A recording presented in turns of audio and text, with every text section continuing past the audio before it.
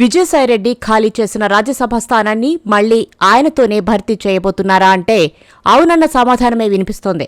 జగన్ తీరు నచ్చక వైసీపీ నుంచి వెళ్లిపోయిన చాలామంది నేతల్లో విజయసాయిరెడ్డి కూడా ఒకరు. అయితే తాను వ్యవసాయం చేసుకుంటానంటూ అప్పట్లో చెప్పుకొచ్చిన విజయసాయిరెడ్డి త్వరలోనే అఫీషియల్గా బీజేపీ తీర్థం పుచ్చుకోబోతున్నట్లు రాజకీయ వర్గాల్లో ప్రచారం జరుగుతోంది. ఆయన ఖాళీ చేసిన రాజ్యసభ స్థానాన్ని మళ్లీ ఆయనతోనే భర్తీ చేస్తారని అంటున్నారు.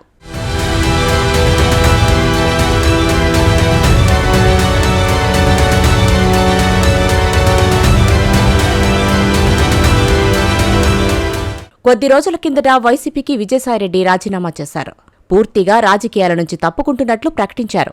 ఇక నుంచి రాజకీయాలు మాట్లాడనని కూడా తేల్చేశారు. వ్యవసాయం చేసుకుంటారని చెప్పుకొచ్చారు. ఫామ్ హౌస్లో వ్యవసాయం చేసుకున్న ఫోటోలను సోషల్ మీడియాలో పెట్టారు. అటు తర్వాత వ్యవసాయం చేస్తున్నారో లేదో తెలియదుగాని తరచూ రాజకీయాల గురించి మాత్రం మాట్లాడుతున్నారు. తెలంగాణ పర్యటనకు వచ్చిన ఉపరాష్ట్ర మంత్రిని ప్రత్యేకంగా కలిశారు. మొన్నటికి మొన్న సీఐడీ విచారణకు హాజరై మీడియాతో మాట్లాడారు. జగన్ చుట్టూ ఉన్న ఆ నలుగురితో పాటు వైవీ సుబ్బారెడ్డి కుమారుడు గురించి ప్రత్యేకంగా ప్రస్తావించారు. లిక్కర్ స్కామ్లకు సంబంధించిన అన్ని ఆధారాలు తన వద్ద ఉన్నాయని, ఈ మొత్తం వ్యవహారానికి సంబంధించి గసిరెడ్డి సూత్రధారి అని తేల్చేశారు. అయితే గత కొంతకాలంగా విజయసాయిరెడ్డిపై తెలుగుదేశం, జనసేన నేతలు కూడా ఎలాంటి విమర్శలు చేయడం లేదు.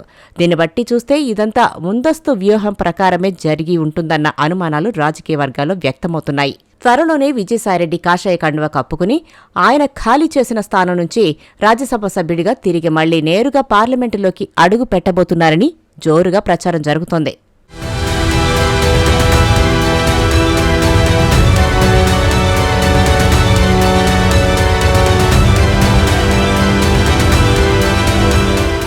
విజయసాయిరెడ్డి రాజీనామా చేసి దాదాపు 4 నెలలవుతోంది. కానీ ఇంతవరకు ఎన్నికల కమిషన్ ఆ స్థానాన్ని భర్తీ చేయలేదు. అయితే జూన్లో రాజ్యసభకు సంబంధించి ఖాళీలు భర్తీ చేస్తారు. అందులో భాగంగా విజయసాయిరెడ్డి రాజీనామా చేసిన స్థానానికి ఎన్నిక నిర్వహించనున్నారు. అయితే విజయసాయిరెడ్డిని బీజేపీ అభ్యర్థిగా బరిలో దించనున్నారని ప్రచారం జోరందుకుంది. తద్వారా ఆయన ఎన్నికకు టీడీపీతో పాటు జనసేన సహకరించక తప్పదు. అదే జరిగితే విజయసాయిరెడ్డి బీజేపీ సభ్యుడిగా కొనసాగుతారు. బీజేపీ నేతగానే వైసీపీ అధినేత జగన్మోహన్ రెడ్డిపై విమర్శలు చేయడం ఖాయం. గతంలో విజయసాయి వైసీపీలో కీలక నేత కావడంతో ఆ పార్టీ వ్యవహారాలు మొత్తం ఆయనకు తెలుసు. అంటే విజయసాయిరెడ్డి సేవలను అలా వాడుకుంటారన్నమాట. జగన్పై విజయసాయిరెడ్డిని బ్రహ్మాస్త్రంలా కూటమి ప్రయోగించే అవకాశముందని అంటున్నారు.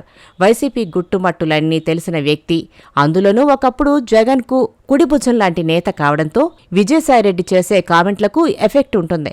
ఇప్పటికే బాలినేని శ్రీనివాసరెడ్డి లాంటివారు అవకాశం దొరికినప్పుడల్లా జగన్ను ఉతికి ఆరేస్తున్నారు. మొన్న ఆ మధ్యన సీఐడీ విచారణకు హాజరైన విజయసాయిరెడ్డి ఏకంగా జగన్మోహన్ రెడ్డిని టార్గెట్ చేసుకున్నారు.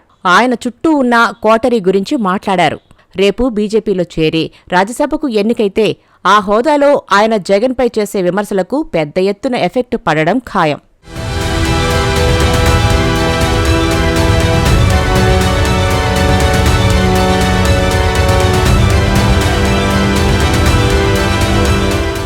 విజయసాయిరెడ్డికి బీజేపీతో మంచి సంబంధాలున్నాయి.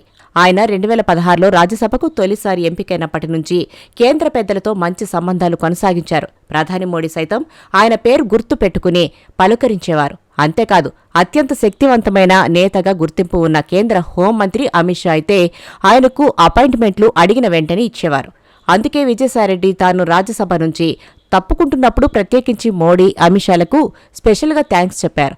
ఈ క్రమంలో లేటెస్ట్గా జరుగుతున్న ప్రచారం బట్టి చూస్తే బీజేపీలోకి విజయసాయిరెడ్డి వెళ్తారని అంటున్నారు. దానికి ఒక డేటు, టైము, ముహూర్తం కూడా నిర్ణయించారని అంటున్నారు. విజయసాయిరెడ్డి వైసీపీ నుంచి బయటకు రాగానే బీజేపీలో చేర్చుకునేందుకు ఆయనకు ఆహ్వానం అందిందన్న టాక్ వినిపించింది. అయితే వెంటనే చేరితే వైసీపీని, జగన్ని వెన్నుపోటు పొడిచి వచ్చారని అన్న అపవాదు వస్తుందన్న ఆలోచనతోనే విజయసాయిరెడ్డి పొలిటికల్ రిటైర్మెంట్ అన్న ప్రకటన ఇచ్చారని అంటున్నారు.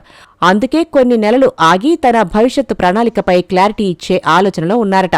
విజయసాయిరెడ్డి కనుక బీజేపీలో చేరితే జగన్కి సరికొత్త సవాల్ ఎదురవడం ఖాయంగా కనిపిస్తోంది. జగన్ A1గా ఉన్న అక్రమ ఆస్తుల కేసులో విజయసాయిరెడ్డి A2 నిందితుడిగా ఉన్నారు.